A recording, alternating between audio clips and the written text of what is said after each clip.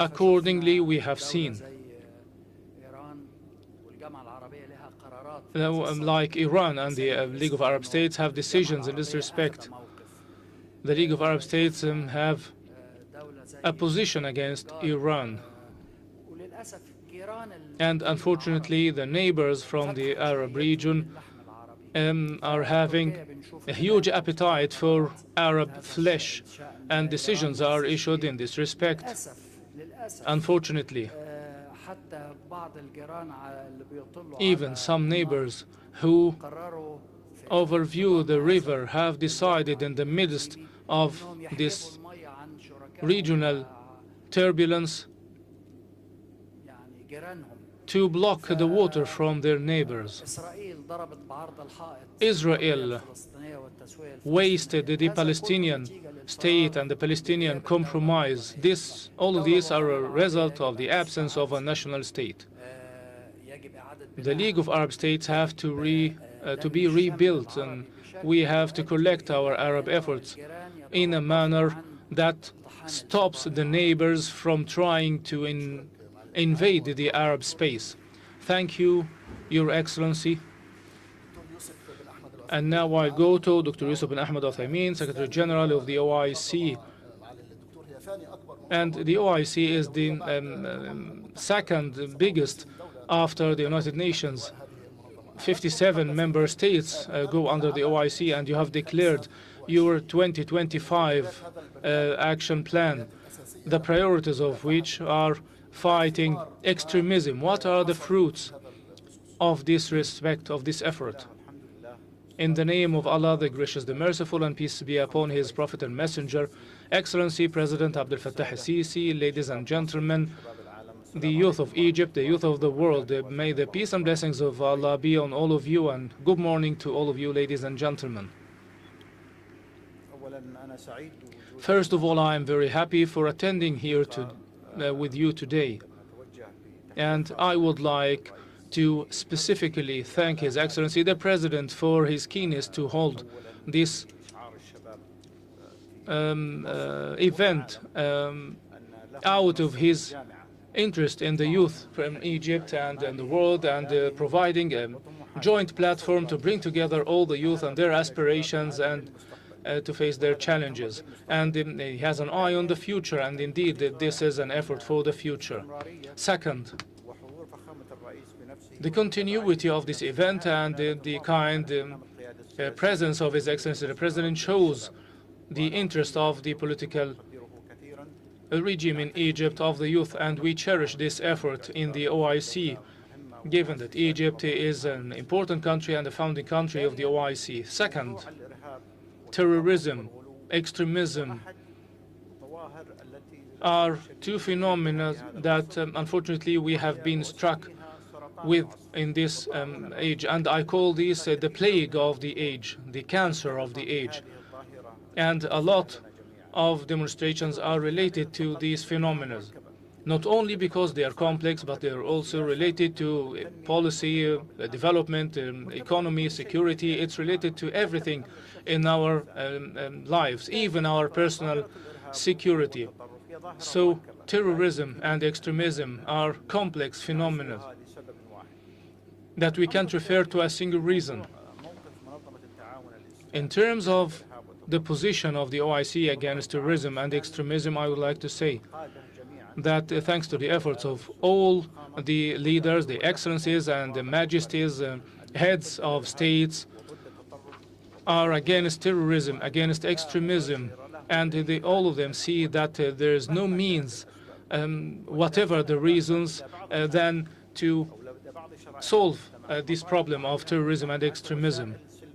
And all of us see that there are peaceful means to express our opinions through the media outlets and the parliament and the national legislations in all of the countries. All of these can be made use of to achieve the interests of the people. And especially with some of the Islamic minorities or the Islamic gatherings in some of the non-Islamic countries. I call them, first of all, to respect the laws of the countries they live in, and second, if they have specific requests that would help them in their daily lives. There are peaceful means to express these interests instead of resorting to holding arms and killing innocent people in the streets. The third and important point is that we always reiterate that terrorism has no race, has no nationality, has no religion. And the most prominent examples that all of us have seen on the world TVs, what took place in New Zealand when a man killed 50 prayers at the Friday prayers. This is indeed a clear demonstration that terrorism has no religion, no race, no nationality. We always reiterate this fact. Fourth matter is the matter of the Internet and Internet lines, which is referred to by the two excellencies, the ministers, the Minister of Foreign Affairs in Egypt and His Excellency Secretary General of the Arab State. The Internet, despite of its benefits and the access it provides to information and the ease of using that information, but nevertheless, it is a danger and a great threat to the communities, not only the Islamic communities as well as the international communities and all communities of the world. Accordingly, we have to exercise control over the Internet. We cannot use the freedom of expression as an excuse and leave everyone the freedom to say whatever they want to say and create animosities with whomever they want. If you read into the analyses that have appeared after the New Zealand incident, you will find that the person that has committed this atrocity has, within a 4 or 5 month period, prepared a manifesto made up of 160 pages on hatred, extremism, and how to fight Muslims and non-Muslims. In all that, he used and invested these e-channels, be it social media or other electronic platforms, in order to attain his objectives. And that is why I urge you, and I'm sure that you all urge, the existence of strict laws that restrict the use of electronic space in order to perpetrate terroristic acts. A while ago, we thought that terrorists and extremists use some platforms such as mosques or books or publications or cassettes. This has entirely changed now. Now the e-space has become the main platform for expressing these people's opinions. And I'm happy to be here today between the world youth and the youth of Egypt, because they are the ones targeted by terrorism and extremism. They are the ones targeted by overvaluation of ideologies. I sat with His Excellency the President last night, as well as the attendees in the event today, in order to reaffirm this point. The issue that we also need to take into consideration is the fact that terrorism and terroristic acts that have taken place in a number of countries have proven that their impact and measurement is not only in terms of the number of the persons deceased as a result of these events and acts. We have to measure them by a number of dimensions. Always in the media, they mention that the X number of individuals and innocent people have been killed by a terroristic act. Yes, this is true. If you kill one person, it's as if you have killed the entire humanity. But we also have to take into consideration other factors that are impacted by terrorism and extremism, such as economic development, such as investment, such as security, such as trusting the systems that rule us, and the governments that we have chosen by ballot and by election. Furthermore, the phenomena of hatred, Islamophobia, the hatred of others, and the popularity and the right extremism and the stance from migrants in the world, these are all new phenomena that would have not have spread and manifested were it not for terroristic and extremistic acts taking place in the world. Thank you, sir. Perhaps the Secretary General of the Organization of Islamic Cooperation has referred to a very important point, which is the matter of the movement of large numbers of individuals from one country to the other, and perhaps one of the repercussions of the Arab Spring is the displacement of a number of individuals in countries that have moved from one country. We cannot call it spring. We should not call it spring. Because if His Excellency allows me, and I'm sorry for interruption, the death of 500,000 Syrians and the expulsion of 4 to 5 million Syrians from their homeland and the displacement of 6 million Syrians internally in Syria and the demolition of a country such as Libya and the grave repercussions on Iraq, Syria, in Libya and their cities, as well as the return of cholera and polio to Yemen, cannot be called a spring, and I am ready to say that.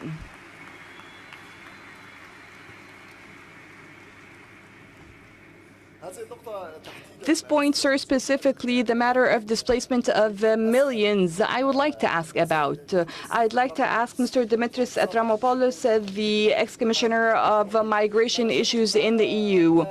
What we witnessed today, Mr. Dimitris, is that there are governments that use the card of refugees in a political manner in order to bribe politicians. And you personally have said that the issue of migration cannot be a card to be used. I would like to ask you, what are the procedures and political measures that countries should adopt in order to, number one, adopt their sovereignty, and two, to respect the refugees on their territories? Thank you. شكرا. أصحاب صاحب الفخامة رئيس جمهورية مصر العربية، زملائي الأعزاء، الشباب المجتمعون هنا اليوم، وأفهم ما يتوقعون منا. إذا ما يتوقعون هو أن نخبرهم عن أي نوع من العوالم نحن نقوم بصياغتها لأجل مستقبلهم. نحن نقع على عاتقنا مسؤولية، وكما قلت أنا كنت المفوض الأوروبي المسؤول عن الهجرة، ودعوني أتشارك معكم أمرا شخصيا للغاية. عندما تم تسميتي مفوض مسؤول عن كل هذه المسائل، لم أتخيل أنه بعد 5 شهور ستكون هذه الحافظة الأكثر أهمية في الاتحاد الأوروبي. ولكن اندهش الاتحاد الأوروبي، فالدول الاتحاد الأوروبي لم تعرف كيف يمكن لها أن تدير هذه العملية غير المسبوقة مع هذه التدفقات للهجرة، وفي نفس الوقت الهجمات الإرهابية الأولى التي عصفت بالأراضي الأوروبية. وبالتالي وضعت الثقة في من الاتحاد الأوروبي لإعادة بناء الاستراتيجية الأوروبية الخاصة بالهجرة والأمن. وهذه المسألة هي مسائل عالمية. في البداية كنا نعتقد أن هناك مشكلة في جنوب أوروبا وفي دول أخرى، ولكن لا، فكل أمر هو عالمي اليوم، بما في ذلك كل الإمكانات والاقتصاد. كل أمر بدأ من ناحية الاقتصاد، وهذه التحديات هي مسؤولية كبيرة. لذلك منذ حوالي 3 أعوام عندما قابلت الأمين السابق للأمم المتحدة اقترحت أن ننهض بالمستوى العالمي، وهذا ما أدى إلى تناول هذا الأمر في الجمعية العامة في الأمم المتحدة في نيويورك. ولكن دعوني أتحدث عن خبرتي الشخصية وهي مساهمتي في هذا الحوار. إن غالبية القادة بارعون في التحدث، ولكنهم غير بارعون في العمل. وأقول ذلك لأنني كانت لدي تجربة مباشرة. نحن هنا في مصر. فخامة الرئيس، هذا بلد محب للسلام وعنصر للاستقرار في هذه المنطقة، وفكرة أننا اخترنا هذه المدينة لتكون قلب هذا النقاش يبرهن على رغبة بلادكم في ريادة الأمن والاستدامة والاستقرار في هذه المنطقة الغير مستقرة على المستوى العالم. وبدأت بدأت أوروبا ببناء أجندتها، ولدينا الأجندة المتعلقة بالهجرة وتلك الخاصة بالأمن، إلا أننا يتوجب علينا الانخراط بشكل إضافي من خلال روح الثقة في كافة الشركاء في المنطقة وعلى مستوى العالم برمته، وإلا لن نتمكن من القضاء على الإرهاب بشكل نهائي. والهجرة ستمثل مشكلة سياسية واقتصادية واجتماعية لا يجب أن تحدث. بالنسبة للهجرة فإن الهجرة هي وقود للوطنية والكره والشعير الشعبوية ولدينا الكثير من الأحزاب الشعبوية التي تهدد المبادئ الأساسية التي بني عليها الاتحاد الأوروبي، وهذا يؤثر أيضا من ناحية الهجرة. وكما قلت من قبل نحن نعرف أن داعش تم انهزمت على الأرض، ولكن كما قلتم بشكل صائب لم يتم القضاء عليها على الإنترنت. منذ 4 أعوام كانت لدي مبادرة الوادي السيليكون، كان لدينا المنبر الدولي للدعم، ولدينا ما نطلق عليه الآن منتدى الإنترنت والذي اتخذ بعدا عالميا. ما حققناه حتى الآن هو أن على الموقع الشبكي يتم التخلص عليهم بعد ساعة من ظهورهم على هذا المنبر ولا يظهرون مرة أخرى على المنبر، ولكننا بعيدون عن القول من أننا قضينا على الإرهاب. الإرهاب سيظل موجودا وسيظل موجودا للعديد من الأعوام، وبالتالي من المهم بمكان أن نرسي تعاونا قويا مستندا على الثقة، وهو الأمر الأكثر أهمية بالنسبة لي. ولكن دعونا نعود إلى الواقع. عندما نتحدث عن الثقة فمن المهم بمكان بالنسبة لنا أن ندرك أن الدول العميقة لا زالت تتحلى بالقوة، كل الدول تود الحصول على المعلومات ولكنها لا ترغب في تشاطر هذه المعلومات ولا تفهم أن العالم متغير. منذ حوالي 15 عاما قلنا أننا بصدد العولمة، ونحن مسؤولون بالفعل عن معالجة كل هذه المسائل. بالعودة مرة أخرى إلى الهجرة، من المهم أن نفهم أن في أوروبا ستحتاج إلى المهاجرين في المستقبل. نعم، لكن يجب أن تتوفر المسارات المنظمة والمشروعة، ولكن أوروبا لن تصبح صرحا. وأنا أعرف احتياجات الاقتصاد الأوروبي، وأنا أتفق معكم. يجب على الاتحاد الأوروبي أن تعمل لتقديم الدعم والتنمية لكافة الدول المنطقة. الأصدقاء الأعزاء، لقد قمت بالسفر على مدار الأعوام المنصرمة في شتى أرجاء كوكب الأرض، من أفريقيا إلى مناطق أخرى، لكي نرى ماذا يمكن القيام به حتى نزود تلك الدول بالدعم الملائم، ليس فقط لأجل التنمية ولكن أيضا للإبقاء على سكانهم وشعوبهم في أماكنهم. هؤلاء الذين يأتون إلى أوروبا ففي أحد الأيام سيساهمون بعد أن يعودوا مرة أخرى إلى بلادهم بكفاءاتهم وبفضل تعليمهم وبفضل خبراتهم حتى يقدموا إلى بلادهم الدعم الأساسي لأجل التنمية والنمو. ولكن كل هذه المسائل سواء تعلق الأمر بالهجرة أو الأمن يجب أن تكون متصلة برؤيتنا ومنظورنا للتعاون الدولي. وأود التوقف عند هذا الحد. لسوء الحظ لم نصل بعد إلى هذا الحد أو هذا المستوى. الهجرة هي فرصة للعالم في الوقت الراهن. نحن هنا تعرفون هناك 450 مليون شخص حول العالم يتحركون، سواء كان الأمر متعلق باللاجئين أو المهاجرين، ولكن في نفس الوقت فإن التهديد هو موجود. وأمر أخير هام بالنسبة لي، لا يجب أن نسمح بالمزج والخلط بين الإرهاب والهجرة. فكل مرتكبي الأعمال الإرهابية في أوروبا من غير المهاجرين، وهم أشخاص نشأوا في أوروبا، وبالتالي يجب أن نفهم أن عمليات الإدماج يجب أن تأتي في أعلى سلم أولوياتنا. لدي الكثير من الأمور التي أود إطلاعكم عليها وأحتاج إلى وقت كثير، ولكن الأمر الثاني يجب أن تعطوا الوقت والميكروفون لسياسي لكي يأخذ الكلمة. Thank you very much, sir. شكرا. Thank you very much, sir. Perhaps I would like, in the same context that we are talking about, to move from Dr. Dimitris to Ms. Christina Shoren-Young, head of the Terrorism and Organized Crime Cluster, Geneva Center for Security Policy. We have seen in the past few years, Dr. Christina, how the organized crime syndicates use terroristic tactics in order to attain their objectives. And on the other hand, we also saw how terrorism generates funds via perpetrating criminal acts such as ISIS or Daesh sells smuggled fuels and smuggles antiquities. I would like to ask you, is terrorism and organized crime a face for the same currency?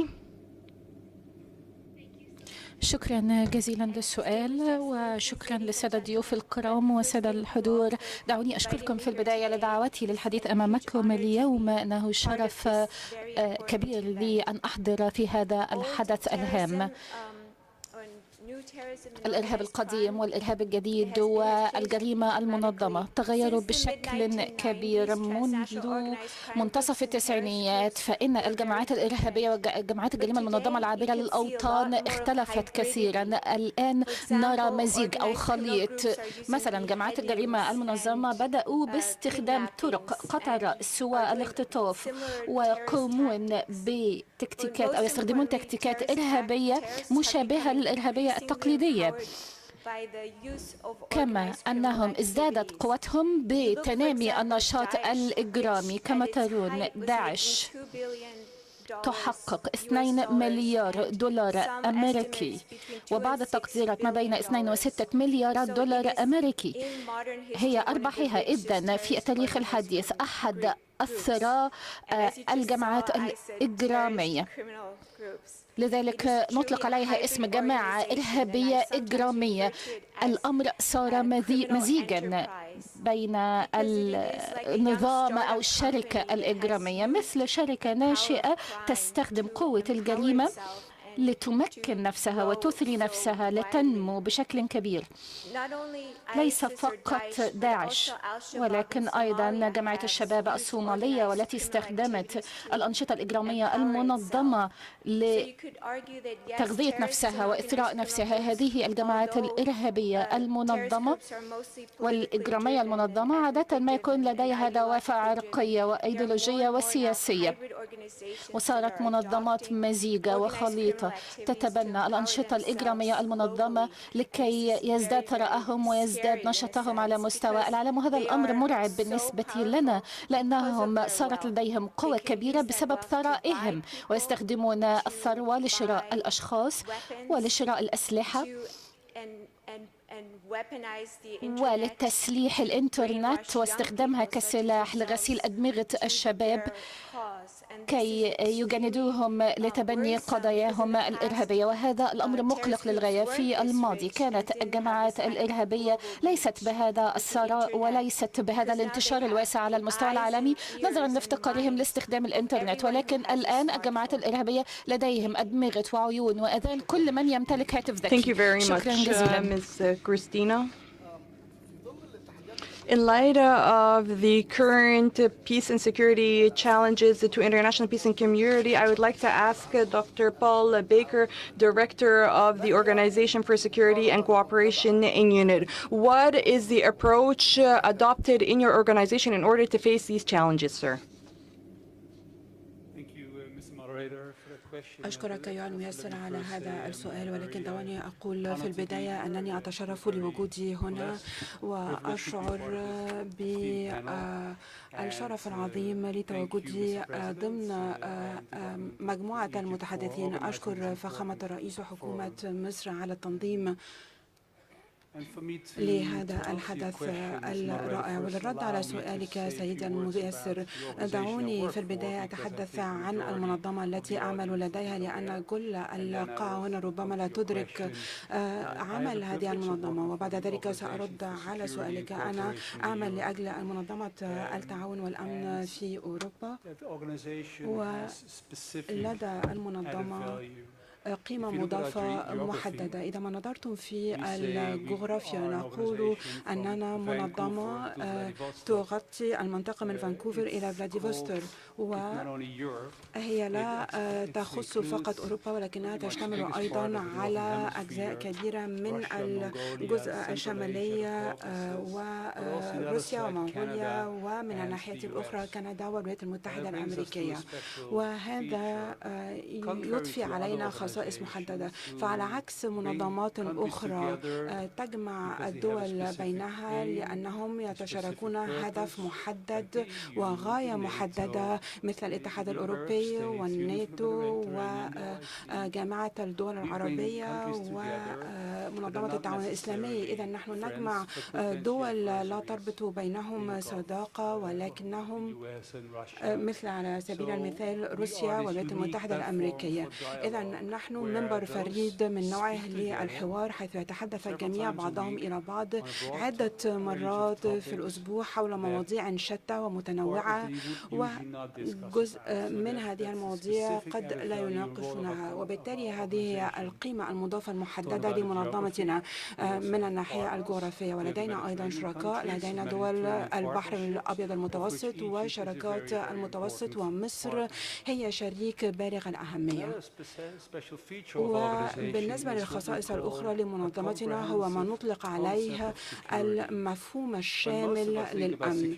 عندما نفكر في الأمن فنحن نفكر في المسائل الحربية والأمنية، ونحن نؤمن بأن الأمن لديه مكونات ثلاث. المكون الأول هو المسائل السياسية والحربية، نزع السلاح، والبعد الثاني هو البعد الاقتصادي والبيئي. نؤمن بأن التدهور البيئي هي أحد الأسباب والتهديدات للأمن. أما المكون الثالث فهو البعد الإنساني، حقوق الإنسان والشفافية، كل ذلك متصل أيضا بالأمن. إذن مفهوم الأمن يجعل من منظمتنا منظمة تختلف عن المنظمات الأخرى. وداخل هذه المنظمة أدركنا أهمية دور الشباب. الشباب هم المستقبل، ويجب إشراكهم في كافة المسائل الأمنية على مستوى السياسات. كان لدينا مؤتمر وزاري، وكان الشباب موجودين بشكل كبير وشاركوا في المناقشة، وكان لدينا المنتدى العالمي للشباب، وكان لدينا فريق الخبراء من الشباب والذين قاموا بوضع منظور لسياسة 2020. وملاحظة شخصية بالاستماع إلى المتحدثين السابقين وما قالوا، وأعتقد أنه هنا يجب أن نتوخى الحذر ألا نحاول السيطرة والتأثير على الشباب ووضع عقائد في أذهانهم.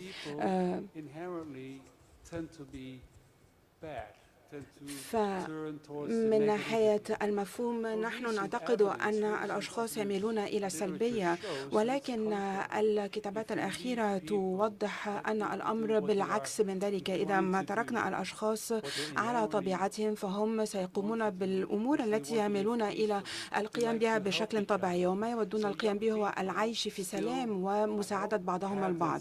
وآمل أن لازلنا لدينا هذه العقيدة الأصيلة. وأحد الأسباب التي تدفعني إلى قول ذلك لدينا كتاب Lord of the Flies، وهي قصة متعلقة بهذا الطفل الشاب الذي وجد نفسه على جزيرة وعاش هناك وحده، وبعد فترة كان هناك صراع مع أشخاص آخرين وقتل أحدهما، وكان هذا كتاب خالي. وبعد ذلك بدأوا يفكرون هل هناك قصة حقيقية وراء هذا الكتاب؟ نعم، هناك قصة وراء ذلك. في فيجي حدث أمر مماثل.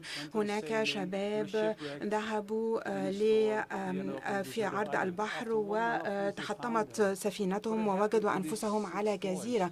وماذا حدث بعد ذلك لهؤلاء الفتية الست؟ كانوا أقوياء وكانوا سعداء وكانوا مستقلين وتمكنوا من الاستفادة من القيمة المضافة لبعضهم البعض. أحدهم كان يطبخ والآخر يقطع الخشب، وكانوا إذن يجتمعون في المساء ويتحدثون فيما بينهم. وكان هذا واقع ومختلف عن الكتاب. أعتذر للإطالة، ولكن مع وجود هذا العدد الكبير من الشباب كانت هذه الرسالة أود إذن تقديمها باقتضاب حول طريقة تعاملنا مع المسائل التي تحدثنا عنها صباح اليوم. ولا أود أن أكرر ما تقدم به المتحدثون البارزون أصحاب المعالي، شددوا على ذلك. نحن لدينا شعبة خاصة متعلقة بالتهديدات العابرة للأوطان والحدود، ولدينا هذه الشعبة المحددة المتعلقة بالعنف الشديد التطرف الشديد الذي يؤدي إلى الإرهاب، أو التطرف العنيف الذي يؤدي إلى الإرهاب. وكيف نساهم؟ لأنه كما قال معالي الوزير هذا تضافر للجهود، ولدينا جميعا دور نطلع به. نحن نؤسس هذه الاستراتيجية في اتجاهين في نفس الوقت. أحدهما هو زيادة القدرات المؤسسية للدول الأعضاء وعددها 57، والدول الشريكة التي وصل عددها إلى 11 دولة. الأمر الثاني الذي نقوم به هو أننا نشجع التعاون الإقليمي ودون الإقليمي. وبعض الأمثلة قمنا بتطوير مواضيع وفرق التطوير المتنقل، وهم يتنقلون إلى الحدود مثل منطقة وسط أوروبا وشرق أوروبا، ويقدموا التدريب حول إمكانيات التنقل للأرهاب، وأيضا تهريب الوثائق، وأيضا كيفية تحديد الوثائق المزيفة. وإذا نقوم بتدريب مكثف لكافة الشركاء والدول المشاركة حول هذه المواضيع المحددة. لدينا مثال آخر لعملية إدارة الحدود في دوشنبه في تاجيكستان، وهذا يوضح الفهم فيما بين الدول الأعضاء لأن الأمن الحدودي لم يعد مسألة وطنية ولكنها مسؤولية دولية كما تم الإشارة إلى ذلك. لدينا المئات من الخبراء في الحدود من أفغانستان إلى المغرب يتدربون في مسائل مكافحة الإرهاب والأمن. وأعطيكم مثالين، لدي الكثير ولكن أود أن أحيل الكلمة إلى الميسر. Thank you very much, sir. And now I move on to Dr. Adel El-Adawi, Assistant Professor of International Relations at the American University in Cairo. And perhaps we spoke with most of the distinguished guests about the current challenges to international peace and security. And I would like from Dr. Adel to talk about the strategic conflicts about the world powers, which His Excellency Ahmad Abul Gheit talked about: the U.S., Russia, China, NATO, Russia's enhancement of its military powers in order to respond to these steps. What is the effect of all these conflicts on international peace and security? Thank you, Amr, for posing this question, and if you would allow me to respond in English. But prior to responding, I would like to extend my gratitude to His Excellency Abdel Fattah el-Sisi for sponsoring and supporting the youth. As an Egyptian Egyptian youth. We feel that we have a better future with your support, sir, to the youth.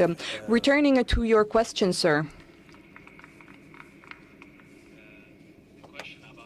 السؤال المتعلق بالتنافسية العالمية وأثرها على المنطقة. أتفق بشكل كامل مع ما ذكره معالي السيد الأمين العام لجامعة الدول العربية السيد أحمد أبو الغيط بوجود قوى عظمى متنافسة والتي تؤثر في منطقتنا، خاصة التنافسية أو المنافسة الاستراتيجية بين الصين والولايات المتحدة الأمريكية. فالصين منذ العام 2013 with increasing commercial interest in the Middle East. And last month, it was the first time the United States countered that initiative with something called the Blue Dot Network Strategy. It's an initiative initiated by the United States, Japan, and Australia. And I foresee the strategic competition between the United States and China to be the defining dynamic that will affect our region in the next 20, 30 years. There are many people that say that China still does not have a lot of presence in the Middle East, which is true if we talk about military presence or security presence, but their economic and commercial interests are increasing. And there are strategic theaters in our region that are of interest for the Chinese, and where we already are seeing initial tensions, especially in the Red Sea region, and also with countries like Iran. Iran is a key country in the Belt Road Initiative, and that's why I think if we look at the United States' approach towards Iran, it is directly connected to that strategic competition between the United States and China. And I think this strategic competition will with time increase, and it's very important for our countries in the world to be very careful, and I think Egypt can play a crucial role in this regard in trying to protect the national state from outside interference. Unfortunately, we have seen in the last few years intensive interference from outside powers in our region. I mean, we can look at, for example, the different cases in our region. For example, Libya. We've had foreign intervention in terms of military, the NATO intervention in 2011. That was very devastating for Libya. We've had the outside interference in Syria that was as well very devastating in terms of proxy wars and intelligence interference. We have the model in Yemen, where in 2011 there was a diplomatic foreign interference and trying to transfer power. It was also disastrous. I think the only model that at the moment has proven to be successful, it's the Egyptian model. The June 30th revolution showed that political change from inside, internal domestic change, is the best way forward. And I think of course, there were a lot of attempts in trying for outside powers to interfere and shape the dynamics inside Egypt, but I think the Egyptian state, the Egyptian military succeeded in protecting the will of the Egyptian people and in implementing their vision for their own country. And if you look around us, from Libya to Iraq to Syria to Yemen, I think the Egyptian model has its challenges. We have struggles, but I think this model should be given the chance to succeed, given the time to succeed, and the international community should be helping Egypt in protecting and trying to help other countries. And I think the president and the Egyptian state is trying to help other countries in giving states, Yemen or Syria, especially Libya, the capacity to protect its own sovereignty. The problem in a lot of countries and where Egypt stood out because of the Egyptian military was Egypt had the capabilities and the capacity to protect its nation from outside interference. A lot of Arab states, unfortunately, did not have that capability, and they were, unfortunately, completely penetrated in terms of outside interference and shaping their political trajectory. So looking at these international competing interests, commercial interests, it'd be very important to look at the Egyptian case and for Egypt with its partners to try to help the region, because we see a lot of, unfortunately, as a young Egyptian, we see a lot of destruction, we see a lot of outside interference that is really very saddening. During the opening ceremony yesterday, we saw many videos and talks about the impact of, unfortunately, there's political interest that are trying to shape the region a certain way that is actually creating much more suffering and destruction. And I think we need to allow the people of the region to shape their own future. Thank you. شكرا جزيلا عادل. Thank you very much, Adel. Of course, we cannot but conclude with an intervention from one of the stars of the opening ceremony yesterday, Michel Chikwanini, the peace activist and a citizen from the DRC. Michelle, everyone followed your story yesterday and your experience with abduction during your childhood from an armed group when you were in one of the camps and you were able to kill your dearest friend whilst you were still a child. And weeks later, you were able to flee and go back to your family. The entire family fled to Uganda, a very strong ordeal. I would like to know from you what the turning point was from a person who has lived a great tragedy to a person who has become inspirational to others. To say again, like everyone, huge thank you. I'm quite humbled and honored to be on this very, very big platform, and I'd like to thank His Excellency, Mr. President, for hosting this amazing event. I have many stories that I could tell, but I think for me, the turn there isn't a specific moment, but it's a moment that happened over a period of time. You know, having faced the challenges of being a former child soldier and having faced the difficulties of war, it affects you mentally in many different aspects, and it debilitates you and how you see your own future, your own hope. But for me, it was my father. My father was one of the most amazing human beings I've ever met. A human rights activist, a believer in peace to his core. He was a very giant man, not just in his stature, but also in his presence.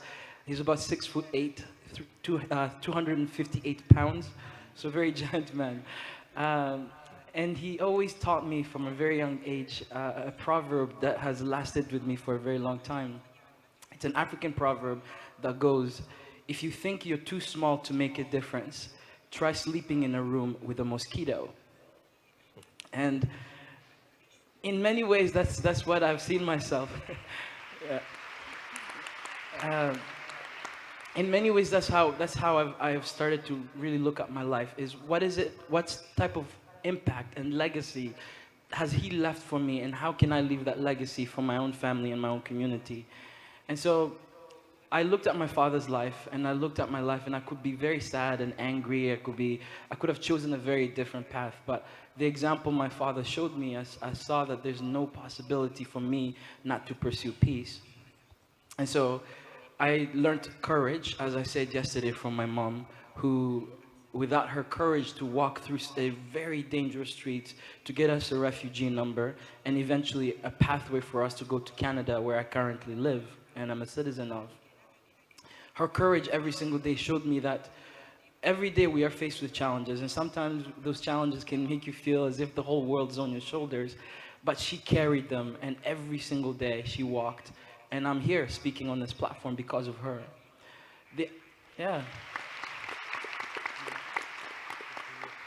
The second one was my father's. My father always was an incredible human being, as I said, but he always taught me that you have to pursue knowledge. And I know this statement is cliche now, knowledge is power. But it's very true, because my father taught me to always be a critical human being. And I wanted to connect this to the topic of what we're talking about today, especially with the issue of terrorism. And I think terrorism itself is a very structural problem. On top of course, being a social problem as well. the structure problems that I'm talking about is the lack of education, the lack of investment in healthcare, and other aspects of our structure in our communities that affect especially young people, especially on this continent of Africa, where 60% of it are youth. And if we're not investing in the structures necessary for them to have social mobility, then we're going to have these tensions that are going to cause some of the issues that we're facing. Especially when it comes to education. For me, I'm a huge believer in education and in knowledge. If we teach our young people to be critical thinkers, so not just teaching them math and arithmetic and science, but teaching them how to be critical thinkers, to look at information and ask questions rather than just accept the information as it's given. I think we'll address, for example, how when young people face things on the internet, and just, you know, if they're very critical thinkers, if we've taught them the capability to be critical thinkers, they won't just accept information that they just see just because it's on the internet. And I think investment in education is a huge, huge importance, especially on this topic. And that was taught for me by my father. And again, why I'm able to be here, speak English, a language not so long ago I couldn't even speak a single word of, I think is just a testament to that. Thank you very much, Michelle. Prior to concluding our session, I would like to direct my words to Your Excellency Abdel Fattah al-Sisi. I have seen you, sir, from the very first moments, jotting down notes. In the name of God, the most gracious and most merciful, let me first and foremost welcome all our panelists who have enriched very deeply the theme that we are talking about today. I wasn't jotting down notes or remarks, actually. I was just writing down to tell the youth of the world here with us and those who are going to be listening to us that the objective of this forum was to listen to one another, to listen to the variety in ideologies, thoughts on the same subject matter. And as you have heard, the issue we are talking about is about challenges, and I am going to try to give you examples so that the youth here with us, and of course I mean by this the youth of the world who have honored us with their presence, you have heard about terrorism, and I am going to tell you that, in a nutshell, terrorism is a demonic act. Its tools are used by humans and their advancement in order to attain the objectives of these terroristic acts. Organized crimes and anything taking place today has the shield or operates under the umbrella of terrorism. No one can direct any accusation to anyone because today terrorism is a cover for many of the objectives countries are trying to attain. And I have talked about this before, and I said that the most grave thing about terrorism is that ideology and beliefs have been used in order to attain the objectives and interests of political aspects. And therefore, we, as the youth of the world, need to know this, need to be aware of this. Is this going to change or not? So long as there are interests, so long as there are objectives of nations, they are never going to innovate new tools in order to attain these objectives. The matter is not how we're going to overcome this terrorism. You have to know that this is a new tool that has been used for years now in order to attain political objectives. I am going to talk about Egypt so that I do not do anyone else harm.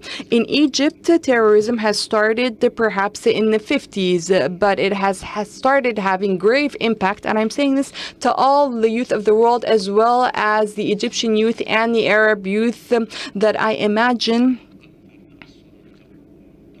is more impacted and harmed by this issue. If we would like today to destabilize a country like Egypt, for instance, how can I do that? Just a simple terroristic act or two would stop all terrorism in Egypt. When we do that, we use 14 to 15 billion US dollars. And we are no rich country. We are no industrial country. We are a country with limited resources. And accordingly, this takes the country into a great dilemma for a year, 2, or even 3 until we recover steadily and gradually 1 year after the other from that incident. What I mean by this is, see how we can destroy a country like Egypt of 100 million citizens, how we can make it follow rules no one would have ever imagined that terroristic acts taking place in Egypt behind it has claims, but politicians and the intelligence agencies do understand the message and appreciate it. Accordingly, terrorism, as I told you, as I told each and every one of you, regardless of the fact of how it developed, because we don't want to mix papers. When we talk about terrorism as a phenomenon and how we deal with it, we can say a lot. We can take about a comprehensive approach. We can talk about a culture, ideology, and even the religious discourse, even rectifying the religious discourse so that we can reduce the hotbed they use in order to develop the idea of terrorism all over the world. What I want to tell you all is that this forum is an opportunity for you to hear various subject matters from various individuals about the same topic, taken from many perspectives. This was a point that I wanted to talk about. I didn't talk about how we can address this terrorism. Addressing terrorism and combating it needs international efforts. And I have previously said, when we find terrorism in the Sahel-Saharan countries, for instance, in 5 countries, recently, only 3 days back, 70 soldiers have been killed in their camps, even more than 70. And more were wounded just in one attack. So if we leave this Sahel-Saharan countries in Africa to address this on their own with very limited security capacities, with very limited economic capacities that cannot stand steadfast to these attacks, what is going to happen? Of course, displacement is going to take place, perhaps. Development is going to be affected, which is originally very poor development to start off with. And instead of talking about an organized or a terroristic organization, we're going to be talking about a terroristic country such as Syria and Iraq. Syria and Iraq now are considered terrorist countries, and therefore communal work for all of us, even if for those who are not directly impacted, we all have to concert our efforts with countries fighting terrorism and facing terrorism and help them in order to overcome this escalating and growing phenomena. And I am telling this to the youth of the world. The phenomena is escalating and not being reduced. So we need to very well focus on this point. Please pay attention. I have talked about Syria, Libya, and Iraq perhaps 6 years ago. And I said that I hope I know that Europe is going to be gravely impacted by the elements that are going to return after finishing their mission in Syria. And you are seeing this in reality now. You are seeing that Europe is facing a problem between its laws, principles, and interests. Its interests are not to accept and welcome these people, but its laws and rules and principles say that it should welcome them. So once again, I would like to say that we all need to concert our efforts in order to support the countries facing terrorism and call things by their names. This is one point. Another point is, for countries supporting terrorism, we have to have a unified stance against them. And this is something we cannot overlook. Interests of states are the ones regulating and ruling their policies, but the repercussions that are going to lead to the escalation of this phenomena in our region and in Africa is going to harm the entire world. And I'm saying this today and recording this once again today so that we can focus on this issue. If we do not stand steadfast against countries supporting terrorism and have a crucial stance against them, and the countries using this terrorism as a tool to achieve their best interest, then we will not develop. Another point I would like to talk about is the United Nations and rectifying the United Nations. The United Nations has been established more than 70 years ago under international circumstances with the eruption of World Wars I and II. Humanity at that point in time has moved to establish a huge organization to regulate peace in the world.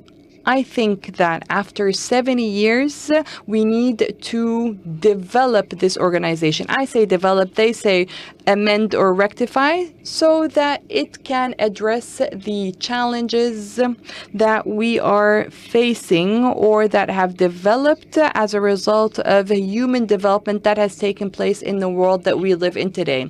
If we do not do that, then the United Nations always faces with rules, regulations, principles that are not limited and that are not exclusive. And I use that term very modestly.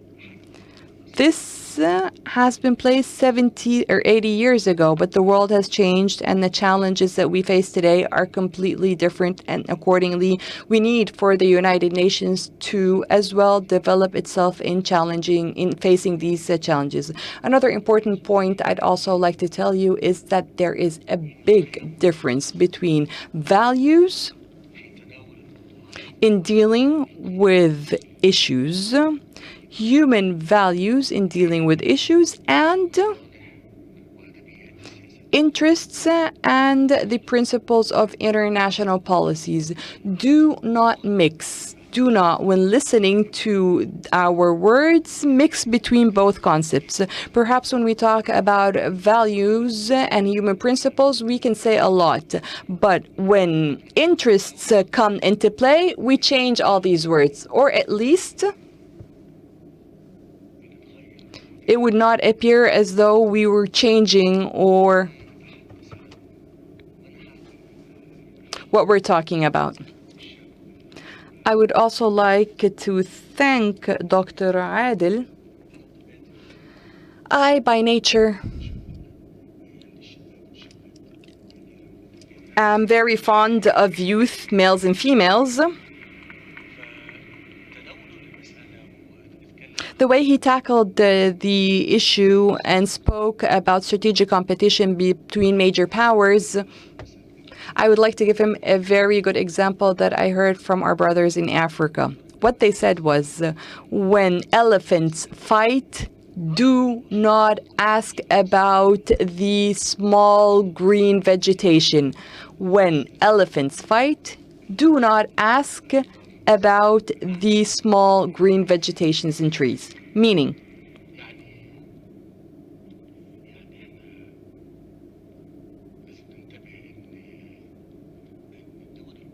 that we have to be very aware that major countries and developed countries with their capacities, and this of course is the nature of life. This is no strange matter. It is only normal in the world that we live in. There is no such thing in absolute terms. That's why I previously said that we have to distinguish between human values and interests and policies. This is one thing and that is the other. But these interests are the main drivers of the political movement in the world. So I want to say, when major powers fight, small countries are the ones that pay the price, and small countries have to take care of themselves in that regard. So what I would like to say is that I have met my friend Dimitris in Egypt after the 2013 revolution, and he carried a message with him because he wanted to make sure that the situation in Egypt was good and stable. And I explained everything to him at that point in time.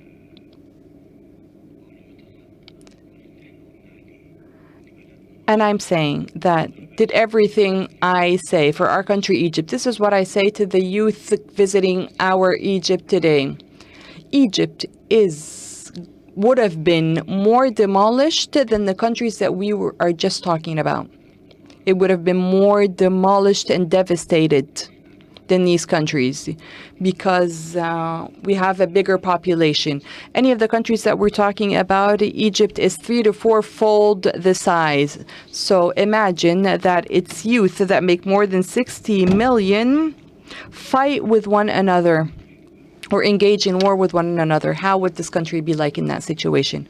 I'd like to conclude my words by saying that we here in Egypt face terrorism, should have been facing either terrorism or development. But no, we knew that terrorism was coming in order to stop development in Egypt. And even a lot of our scholars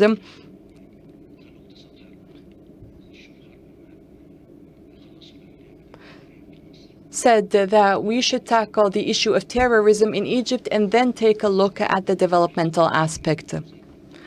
But let me tell you about a model that you should pay attention to, because you should have the world and its interest at heart. And Iraq has fought Daesh, and I'm sorry that I have to mention the name of that organization, during the past 3 to 4 years. But did it have in mind development and the development trajectories just as it tried to combat terrorism? I don't think it did.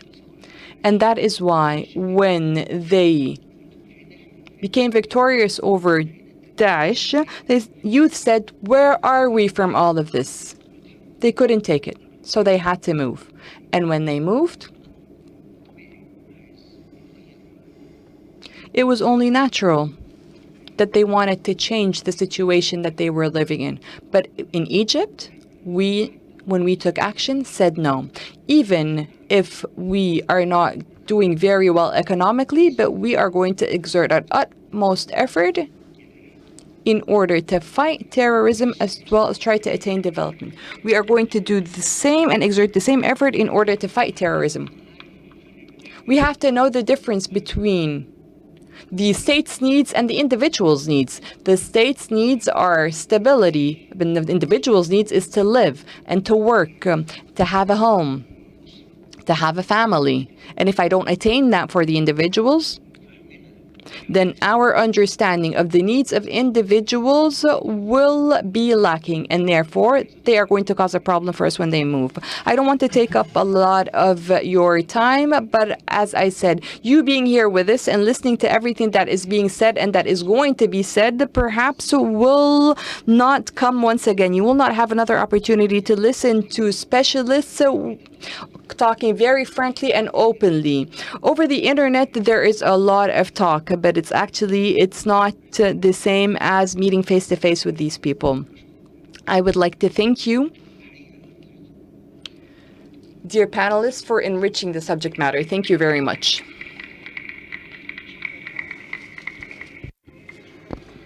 Thank you very much, Your Excellency, President Sisi, and for the important messages you have launched at the conclusion of this session. Hereby, we conclude our first session of the activities of the World Youth Forum in its third iteration. Thank you very much, dear panelists, and thank you very much, ladies and gentlemen. We will have a short break, and then we will return back to continue with our sessions.